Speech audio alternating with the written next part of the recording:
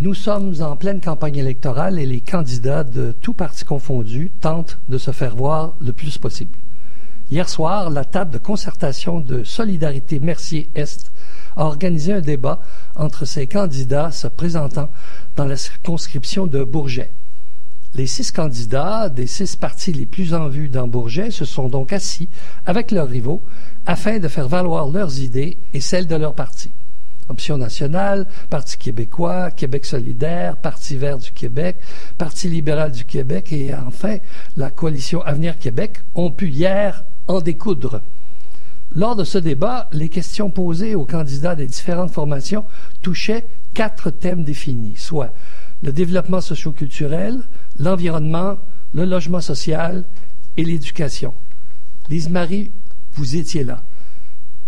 Bonjour. Bonjour.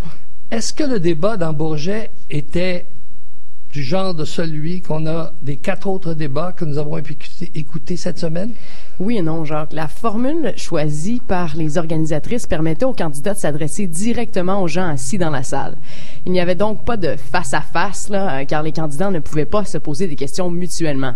La formule adoptée pour ce débat servait beaucoup plus à informer les citoyens de Bourget qu'à mettre de l'avant les candidats ou une formation politique en particulier. Alors, les candidats en ont profité pour rappeler les grandes lignes et les engagements qui ont été annoncés par leur chef plus tôt dans cette campagne électorale. Or, rien de très précis ou concret n'est sorti de ce débat pour les citoyens de Bourget.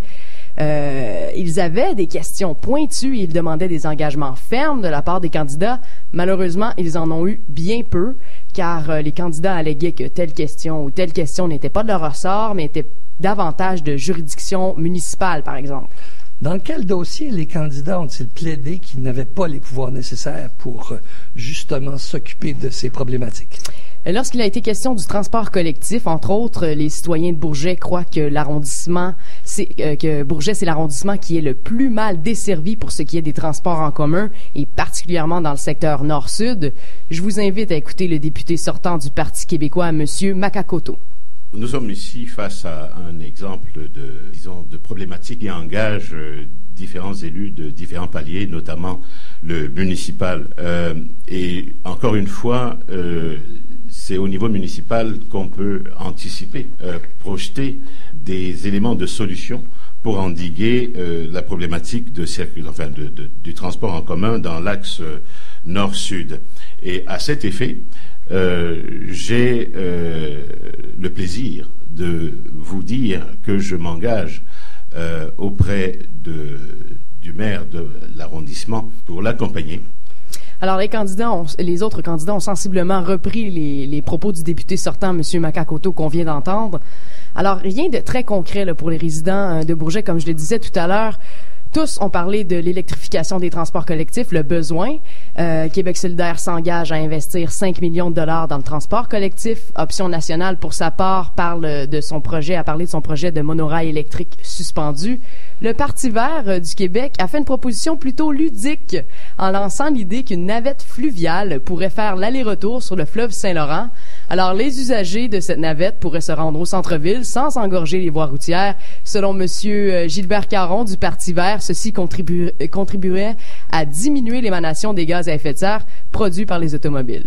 Alors, j'ai pu observer quelque chose de bien intéressant, genre, lorsque le député du Parti libéral, M. Dave McMahon, a pris la parole à plusieurs reprises durant la soirée, l'impatience des gens dans la salle.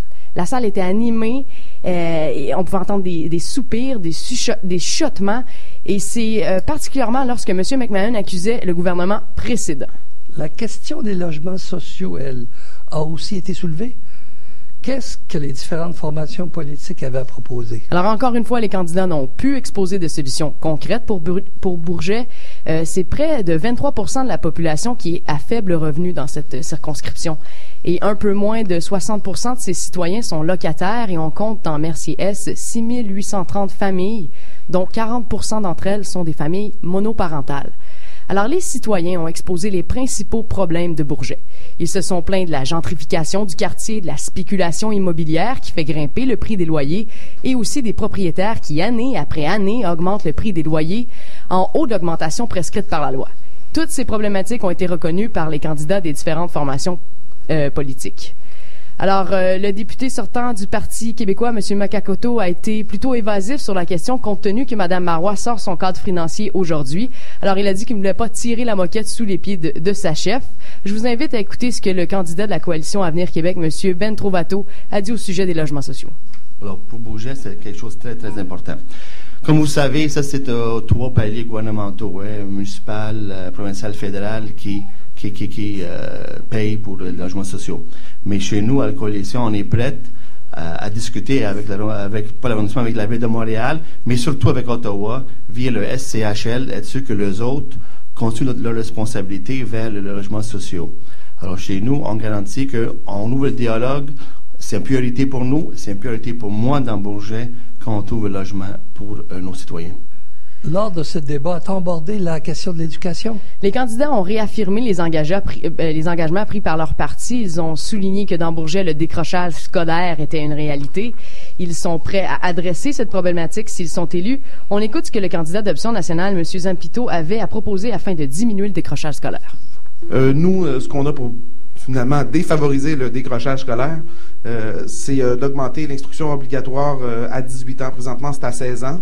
Ou à l'obtention d'un premier diplôme. Donc, on sait que les gens qui sortent de l'école, au moins, vont sortir quand ils vont avoir un diplôme. Donc, c'est quand même intéressant comme mesure. On a parlé très probablement de la crise étudiante. Dans quels termes? Alors, la crise étudiante, c'est le spectre, en fait, de la lutte étudiante des derniers mois qui a souvent été évacué de la joute électorale actuellement. Elle a fait surface hier soir avec l'intervention d'un jeune homme. Il a rappelé l'intransigeance du Parti libéral face à la jeunesse qui n'acceptait pas la hausse des droits de scolarité. Il a condamné vertement l'adoption de la loi 78 et l'application faite de cette loi par les corps policiers. La foule, déjà hostile, comme je disais tantôt, au Parti libéral, a applaudi l'intervention de ce jeune homme. Finalement, le thème du développement socio-culturel dans Mercier-Est a permis aux citoyens de Bourget de récolter un premier engagement ferme de la part des candidats. En effet, les résidents de Mercier-Est auront un cinéma qui s'inscrit dans la lignée du cinéma Beaubien, car tous les candidats se sont engagés à porter à terme ce projet. Le cinéma Vue verra le jour, peu importe le candidat élu. Le débat d'hier soir aura sans doute permis à plusieurs résidents de Bourget de faire un choix ou encore de confirmer leur choix. Alors, je laisse le mot de la fin au candidat libéral, M. Dave McMahon.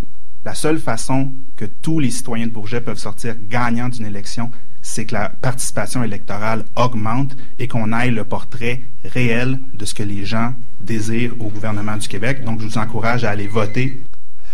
Il faut dire que lors des dernières élections, le député sortant du Parti québécois, M. Makakoto, avait récolté une majorité de 5000 voix sur le Parti libéral, qui avait terminé en 2e place, suivi de l'ADQ en 3e position. Merci beaucoup, Lisa Marie. Merci.